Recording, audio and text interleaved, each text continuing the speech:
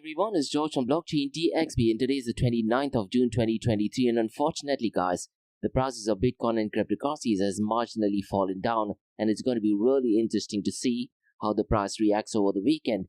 And I do very strongly feel guys that over the weekend, there is a very high possibility that the prices of Bitcoin and cryptocurrencies might just go down. Now there is this massive news circulating in the Bitcoin world and that is regarding Michael Saylor and his company MicroStrategy has bought over 12,000 Bitcoins, so we'll definitely go ahead and talk about it. And look guys, at this point of time, they have roughly around $4.52 billion worth of Bitcoin. So accumulation of Bitcoin is definitely in the hands of multi-billionaires, celebrities or the influencers and adopters as well. So we'll very briefly talk about that, if it is a good thing or if it is a terrible thing. And we have some update guys regarding the current stablecoin king, and that is Tether.to. And they have signed memorandum of understanding with the government of Georgia. So we'll definitely go ahead and look at what that information would mean, not just for Tether.to, but also for citizens and companies in Georgia as well. And guys, regarding Ethereum, we have some positive news, and that is to do with staking. So the news is that staking Ethereum has surpassed 23 million Ethereum. So definitely positive news. And guys, last few weeks, because there is this news circulating of Blackrock getting into the Bitcoin spot ETF, the Google trends has definitely reflected the same, and Bitcoin Google trends have definitely shot up to the moon.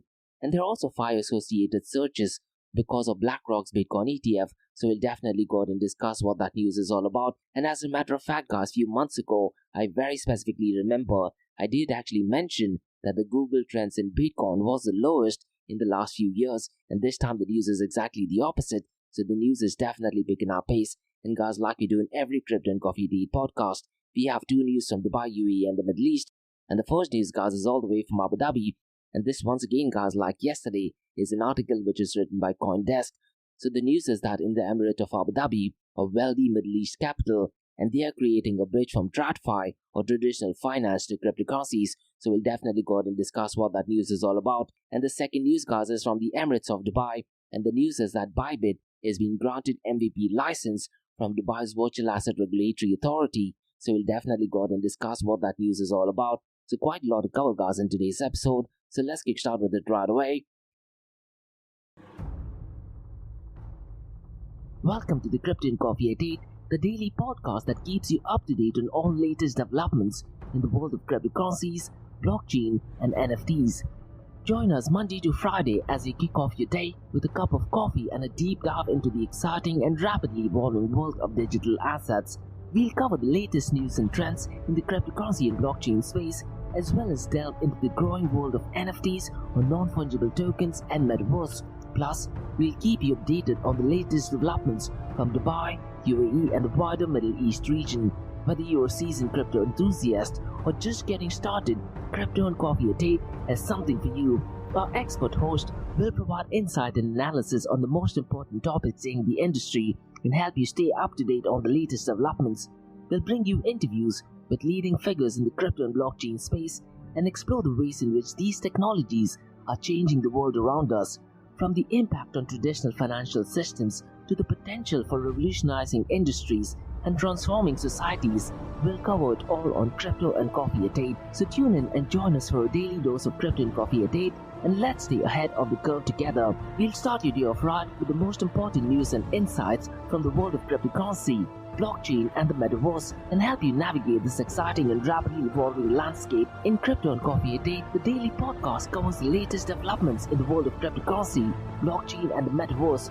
We'll also bring you updates on the latest news from Dubai, UAE and wider Middle East region. This also includes a range of topics such as developments in the local and blockchain industry, including new projects and initiatives, regulatory updates and policies related to cryptocurrency and blockchain in the region, local and regional events and conferences focused on crypto and blockchain, interviews with leading figures in Dubai, UAE and Middle East crypto and blockchain community, coverage of any significant news or events related to cryptocurrency and blockchain in the region. By covering these local and regional developments, in addition to the wider world of cryptocurrency and blockchain, Crypto and Coffee a Day aims to provide a comprehensive overview of the industry and its impact on the Dubai, UAE and Middle East region. Now before we kickstart today's episode, I have an important message, so check this out. Shalhoub Group, a luxury retailer and distributor which is headquartered in Dubai, are getting into the NFT game. And here's the deal, guys.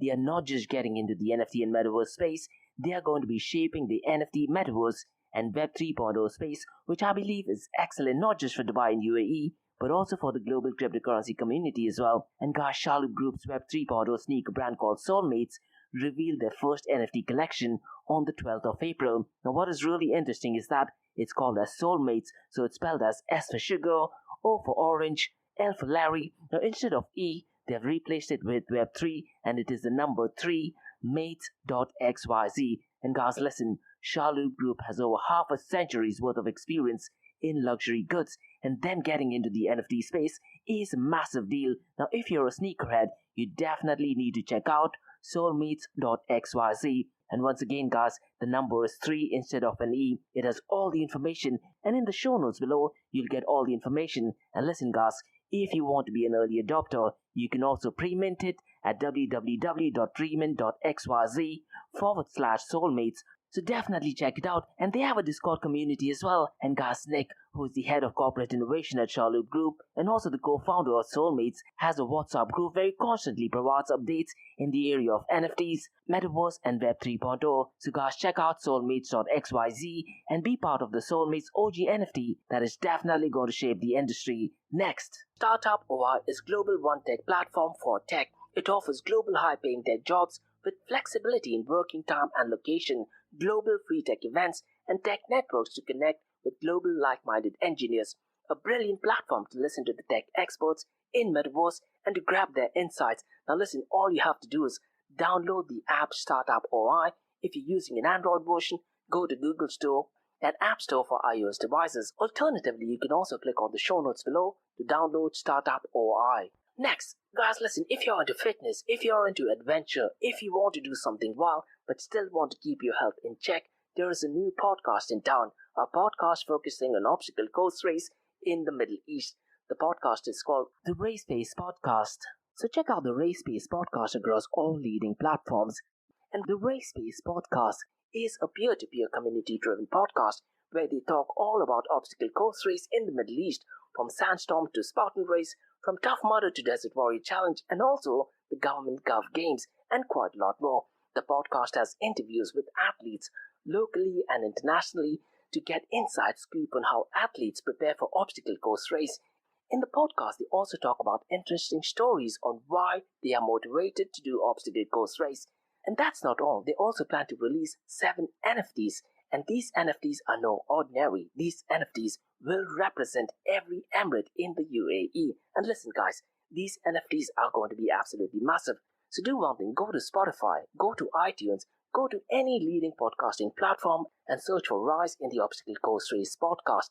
And finally, guys, not your keys, not your crypto. If you have dabbled with cryptocurrencies and now are seriously getting to protect your cryptocurrencies, there is no better way to protect it by using a hardware wallet. And this is where Ledger Wallet kicks in. And Ledger Wallets are hardware cryptocurrency wallets made by Ledger, a company headquartered in Paris, France. And Ledger's hardware wallets are multi-currency wallets that are used to store private keys for cryptocurrencies offline. And Ledger offers 2 hardware wallets, the Ledger Nano and Ledger Nano X wallets. They are world-class experts with extensive crypto security backgrounds. They continuously look for vulnerabilities in Ledger products in a constant effort to improve the level of security. Now, in today's world, securing these digital assets is a critical challenge, and this is where Ledger kicks in. So click the link below to buy your hardware wallet and support this podcast. It is a brilliant way to support this podcast. So what are you waiting for? The link is in the show notes below. Now, guys, since we've taken care of that, let's kickstart by looking at the global cryptocurrency market, because since the last 24 hours, guys, the global cryptocurrency market has gone down, and even the price of Bitcoin, Ethereum, and Binance have definitely fallen down. Now, granted, they haven't fallen down miserably, but definitely not looking good. Now, the global cryptocurrency market, guys, is today at $1.16 trillion, and yesterday, guys, it was at $1.19 trillion, and since the last 24 hours, it is down by 2.41%, and the total cryptocurrency market volume over the last 24 hours is only at $33.54 billion, and since the last 24 hours, guys, the volume is down by 5.40%, and unfortunately, guys, DeFi is not looking good once again. The volume is only at $2.24 billion, and the total value locked is $43.81 billion. And if you look at the volume of DeFi, guys, this ideally should be in the range of $16 to $20 billion. Now, Lido is still dominating so far as total value locked is concerned, and it is at $13.74 billion.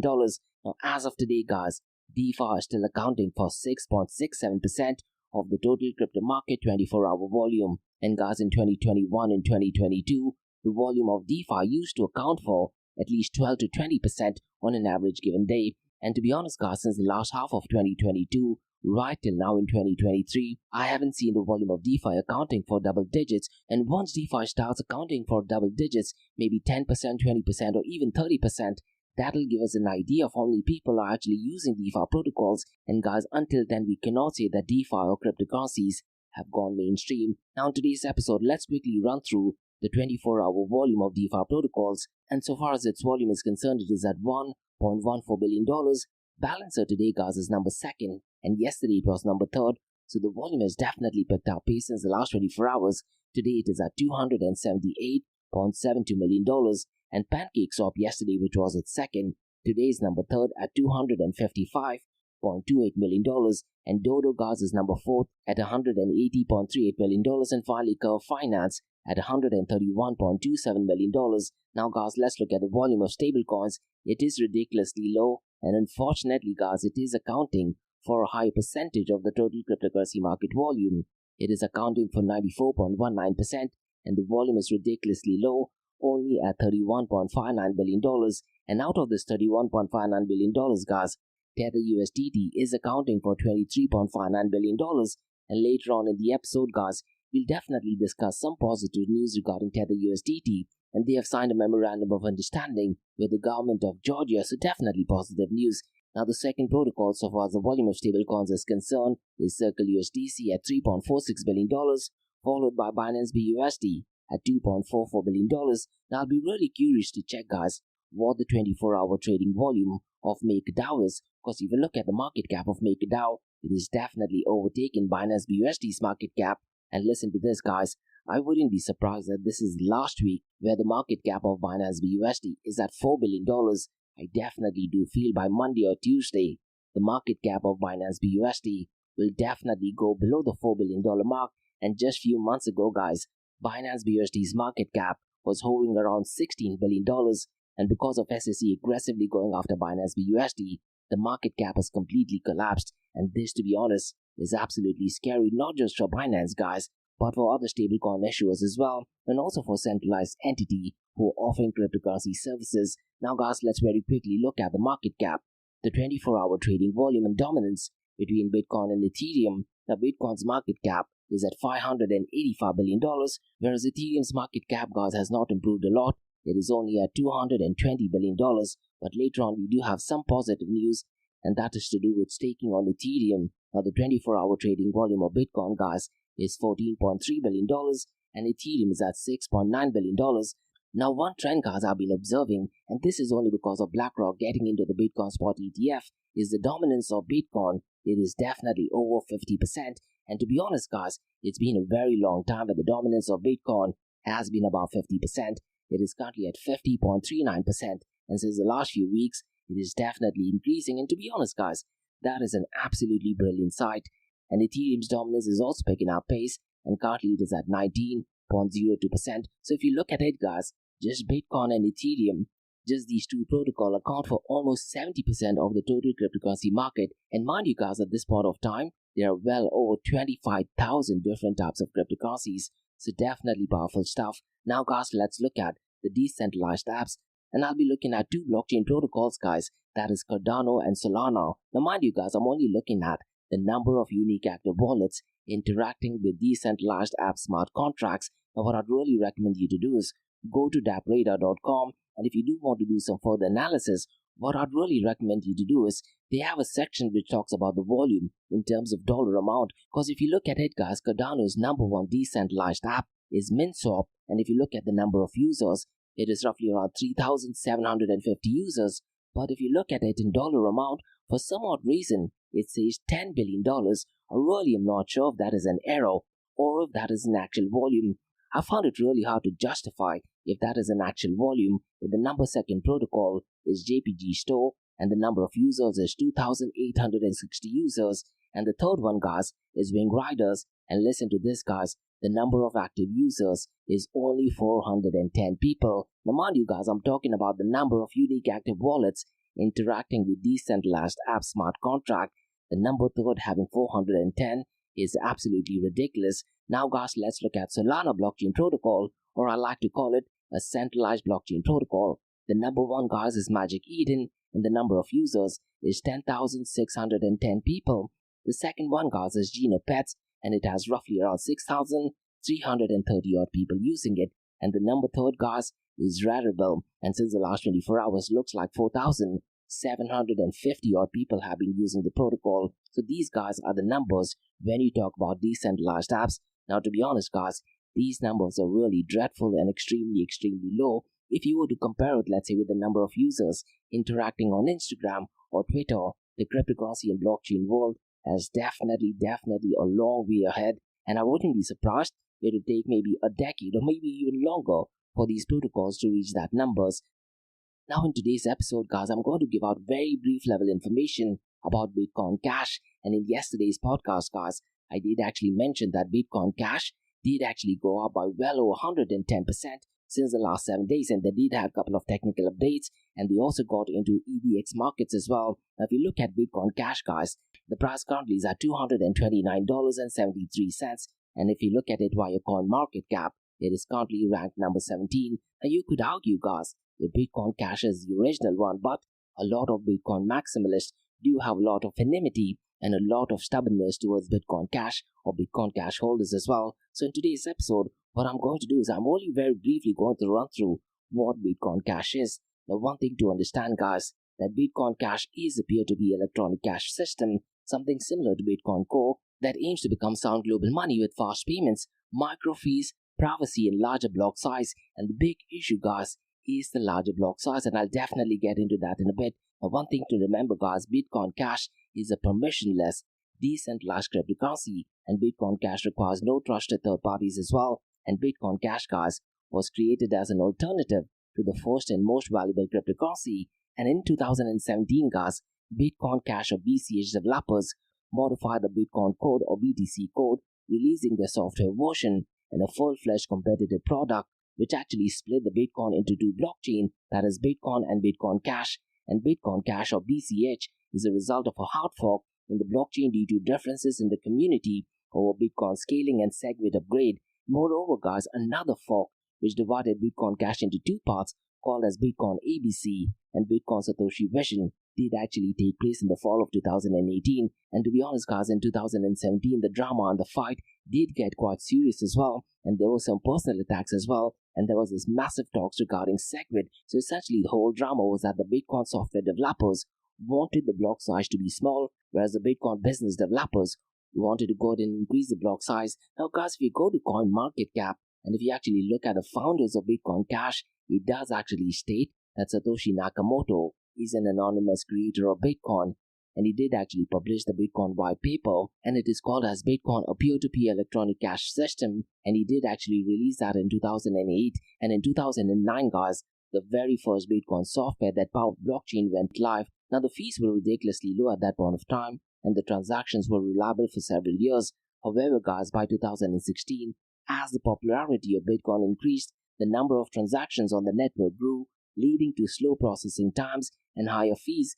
And mining hardware manufacturer Bitmain proposed a hard fork for increasing block size limit to allow more transactions per block, which actually did go live on the 1st of August 2017, which resulted in creation of Bitcoin Cash. Now, mind you, guys, it did receive support from some of the Bitcoin community, and Roger Ver, also called as Bitcoin Jesus, was one of the biggest proponents of Bitcoin Cash. And since its inception, guys, Bitcoin Cash has experienced its own set of challenges and milestones.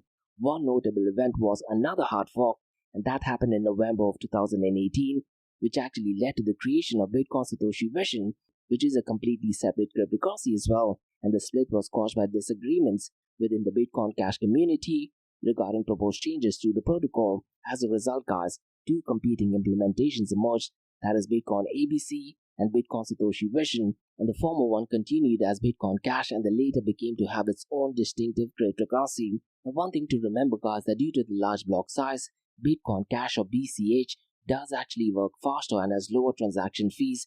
Furthermore, guys, Bitcoin Cash supports smart contract and the ecosystem apps as well. And so far as the limited supply is concerned, they still have a limited supply of 21 million coins, and Bitcoin Cash is provably scarce, and like physical cash, can be easily spent and transactions are fast with fees typically less than a tenth of a cent.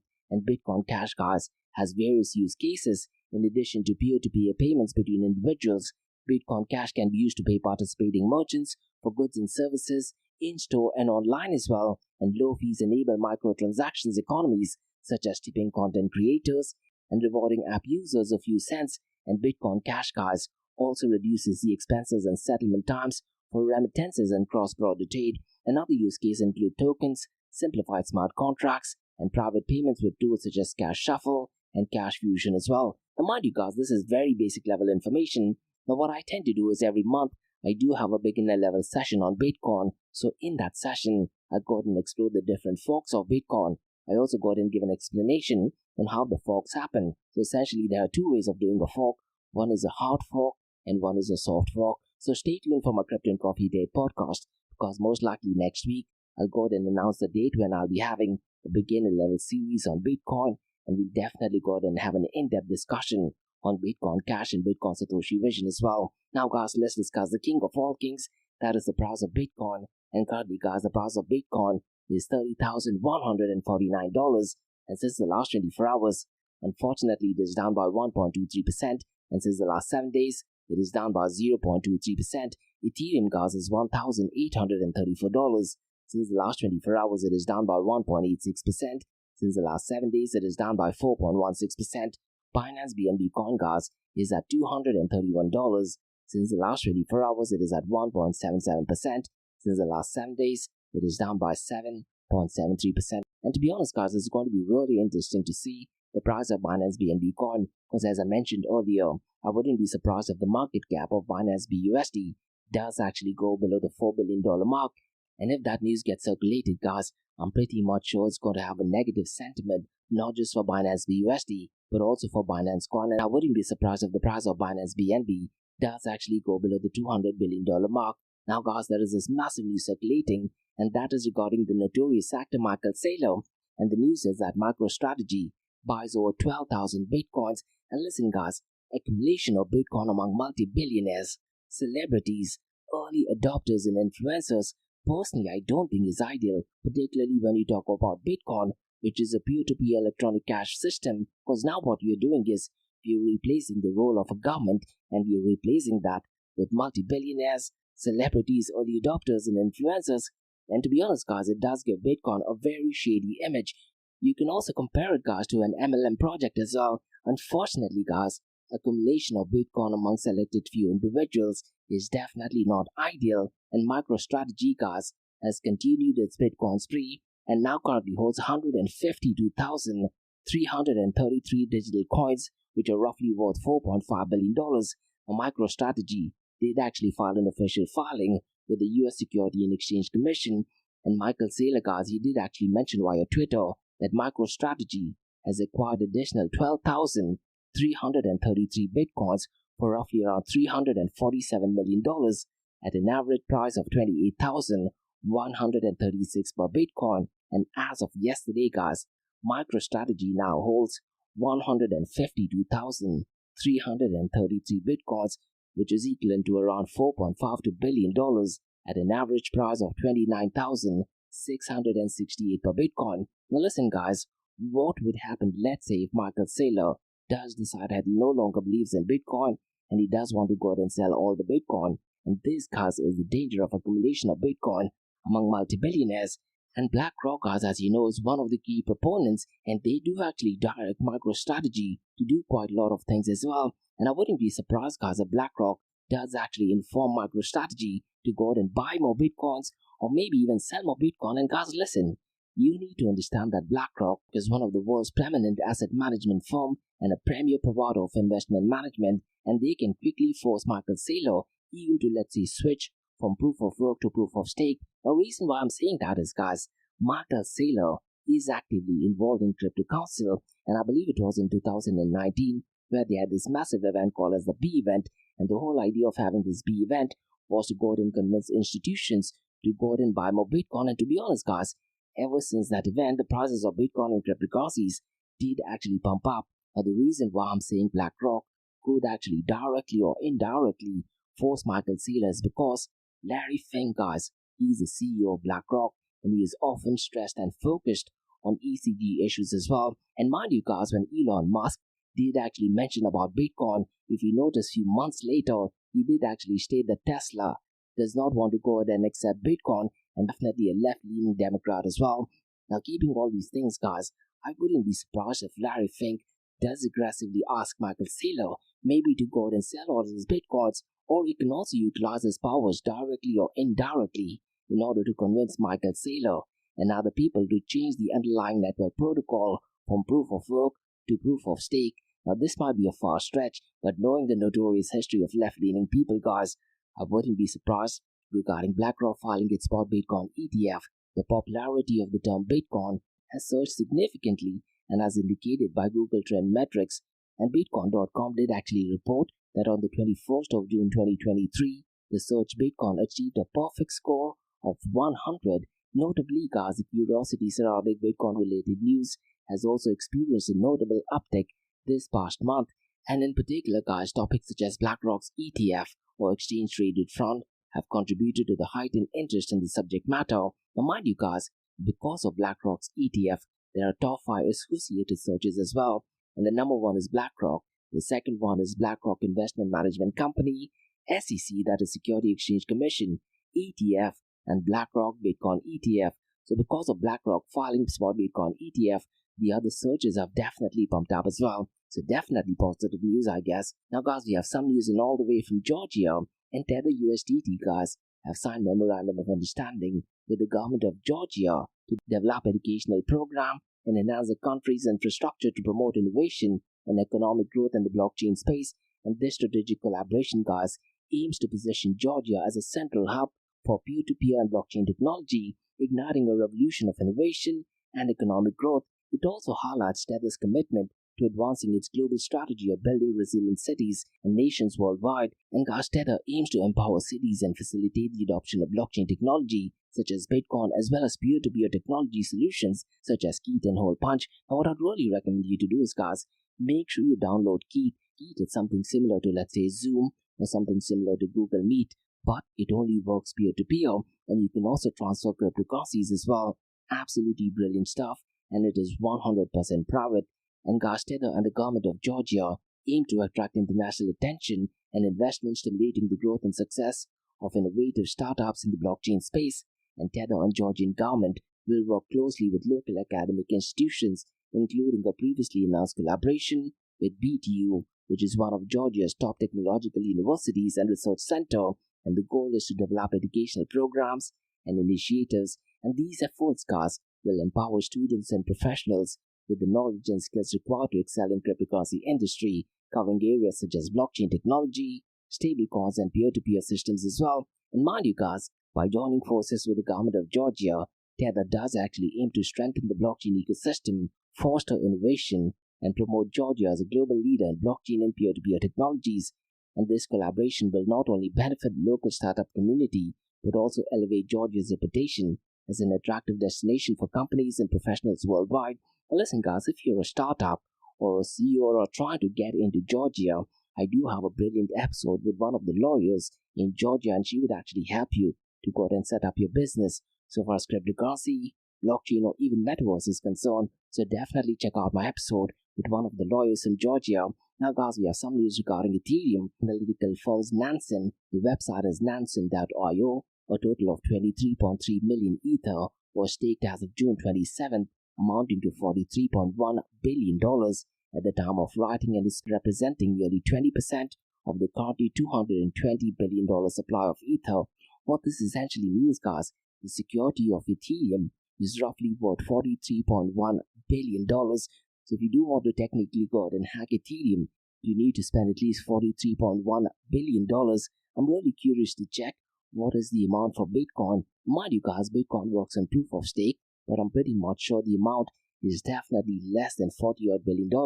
it might be in the range of $12 to $14 billion. Now, it's really important to note, guys, that the Ethereum blockchain completed its Chapela hard fork on April 12th, allowing validators to withdraw their staked Ethereum from the beacon chain, and in the first week itself, validators unstaked more than 1 million Ethereum, and the upgrade, guys, has led to each stake growth since then to 23 million Ethereum. There's definitely a lot of staking. Now, guys, let's discuss two news from Dubai, UAE, and the Middle East. And the first news, guys, is an article which is written by CoinDesk. And one thing which I've been noticing, guys, lately a lot of the mainstream media from the cryptocurrency world, they've been posting a lot of articles, particularly from the Middle East region.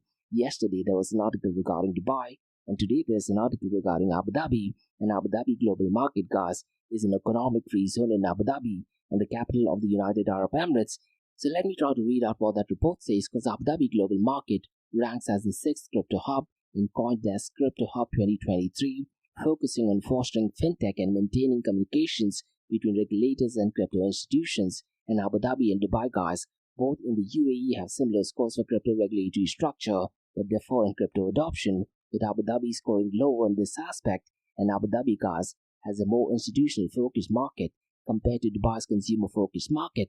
And ADGM aims to bridge the gap between institutions and crypto, integrating with blockchain and cryptocurrencies into its regulatory framework. And guys, listen, clarity and regulations around digital assets in Abu Dhabi are attractive to institutional type financial systems, and Abu Dhabi Global Markets Economic Sandbox promotes open dialogue and collaboration between fintech, crypto industries, and authorities. And Abu Dhabi's inclusion of digital assets has attracted substantial investment, making it a hotspot for entrepreneurs raising capital in the region. And Hub 71, guys, is backed by ADGM, and they support tech startups, investors, and innovation programs as well. And a few weeks ago, guys, the CEO of OpenAI did actually visit Hub 71, and he did actually state that Abu Dhabi was using artificial intelligence even before it was cool, and the Hub 71 and Digital Asset Initiative dedicates a $2 billion fund to support Web3 projects.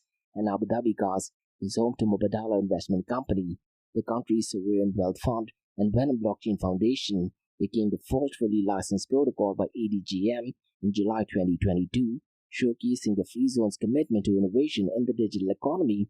But sadly, guys, the oldest cryptocurrency exchange, that is Kraken, did actually pull out from Abu Dhabi in February due to the effects of the crypto winter. But new players like 3IQ are entering Abu Dhabi and finding a community alongside established brands.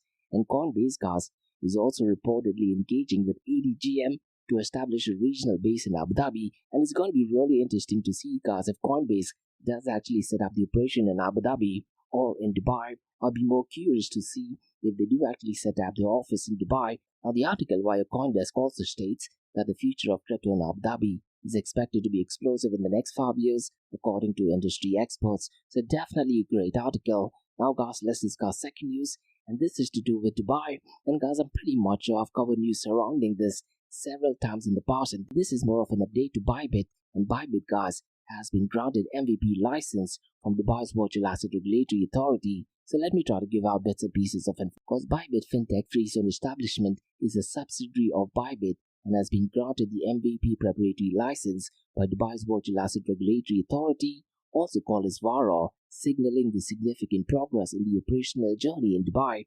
And Bybit, guys, as we know, is a leading global cryptocurrency exchange, and this license represents a major development for the company's presence in the United Arab Emirates. And Bybit's customers, guys, stand to benefit from this license, as it demonstrates the company's commitment to compliance and regulatory standards, ensuring a more secure and trustworthy trading environment.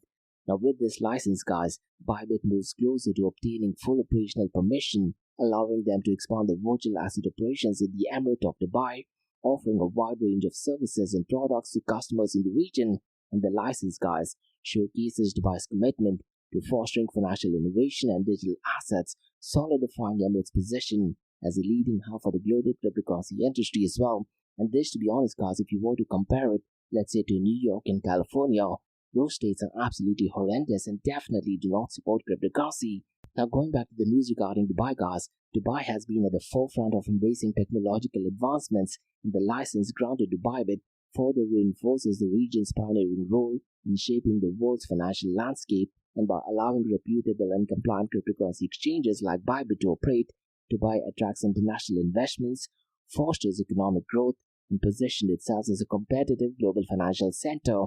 And the license, guys, also contributes to Dubai's vision of becoming a blockchain-powered smart city, promoting the adoption of emerging technologies and attracting tech-savvy entrepreneurs and businesses to the region.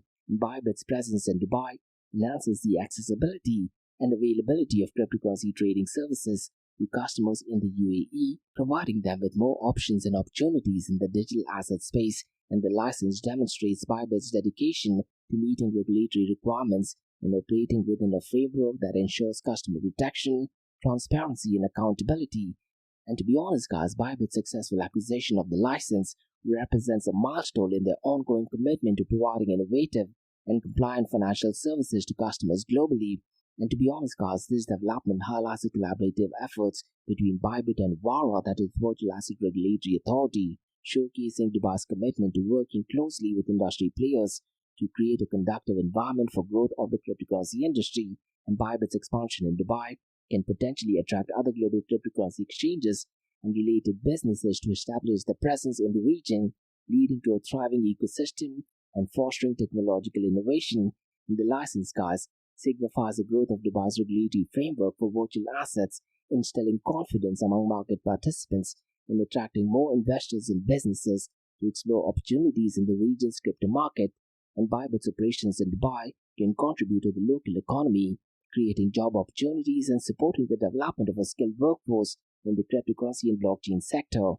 And guys, Bybit's recognition and success in obtaining the license does actually serve as a positive example for the cryptocurrency exchanges, demonstrating the importance of compliance and regulatory adherence in gaining trust and credibility within the industry. And the license, guys, reinforces Dubai's commitment to becoming a global leader in the fintech and digital asset space, fostering innovation and creating a supportive ecosystem for businesses operating in this sector. And guys, yesterday in my Crypto and Coffee Day podcast, I did talk about a new vision regarding Digital City, so please feel free to check it out. And overall, guys, the grant of the MVP preparatory license to Bybit represents a significant milestone for both customers in Dubai as it advances the adoption of digital assets, promotes financial innovation, and reinforces the Emirates' position as a progressive and forward-thinking global financial hub. So definitely positive news. So in today's episode, guys, we had positive news from Dubai and Abu Dhabi. And that's all for today, guys, on the Crypto and Coffee Update from Blockchain DXB.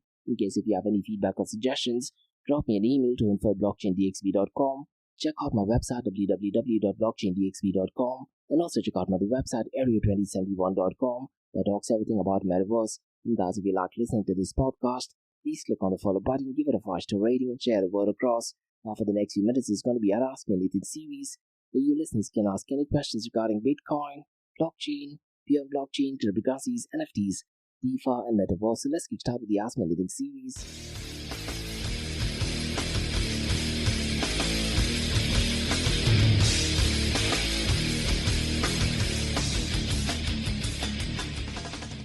Hey everyone, it's Josh from Blockchain DXB. You're listening to the Ask Me Anything series, where you listeners can ask any questions regarding Bitcoin, blockchain, beyond blockchain, cryptocurrencies, NFTs, DeFi, and Metaverse. I have a question by Carlo who asks, do you think BlackRock will try to change Bitcoin proof of work system to proof of stake? Surely that won't be easy. Now to be honest, Carl, it definitely will not be easy, but knowing the notorious history of BlackRock, are we in a position to go ahead and change it? I wouldn't be surprised if they won't, because you need to understand, Carl, BlackRock currently manages roughly around $8 trillion of assets under management, and at one point of time I do feel it was over $13 trillion of assets under management. And knowing the power of BlackRock, I do have this very strong feeling that they might notoriously try to convince some of the Bitcoin OGs. And one thing you need to understand, Carl, when people talk about Bitcoin and when they try to give out the benefits of Bitcoin, they're only doing that so that they can artificially create the demand for Bitcoin. But one thing you need to understand, and this goes back to the basics of Bitcoin, the supply is fixed, the demand keeps on fluctuating, and because there is no central mediator or central entity, people like Michael Saylor or Bitcoin maximalists, what they tend to do is they try to create the demand for it, and by doing that, their followers will go out and buy Bitcoin, the prices will increase, and their own existing net worth in Bitcoin would increase. Now, keeping all these things in mind, you need to understand that BlackRock, or Larry Fink, the CEO of BlackRock, is definitely a massive advocate of ESG. Now, keeping that thing in mind, what he can do is, and he need not do this directly, Carl, he can do it indirectly as well. He could possibly ask MicroStrategy to go ahead and liquidate the funds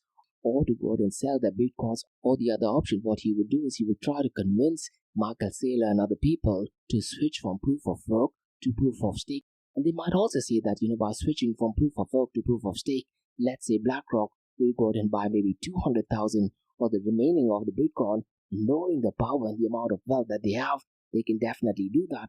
And think of it, Carl, let's say if you had 100,000 Bitcoin and the CEO of BlackRock, let's say Larry Fink, comes up to you and says, if you were to convince other people to switch from proof of work to proof of stake, what I will do is I'll go ahead and buy remaining of the Bitcoins, or I'll go ahead and buy 50% of your Bitcoin, and I'll go ahead and pay you more than the amount than what you currently have right now. I'm pretty much sure you would be tempted to do that as well. Now, granted, these are just theories and fancy theories, and in reality, it might just be a little difficult, but a part of your statement does make a lot of sense.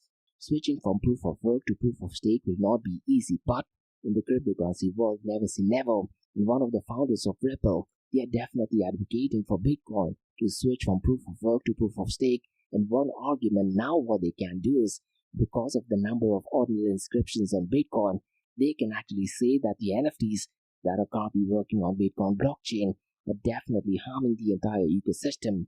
And by switching from proof of work to proof of stake, the energy consumption directly goes down to zero. So that is an argument that they're going to use. And to be honest, Carl, I wouldn't be surprised that in the next maybe 2 years or maybe 5 years, that is one talk that will definitely be in play.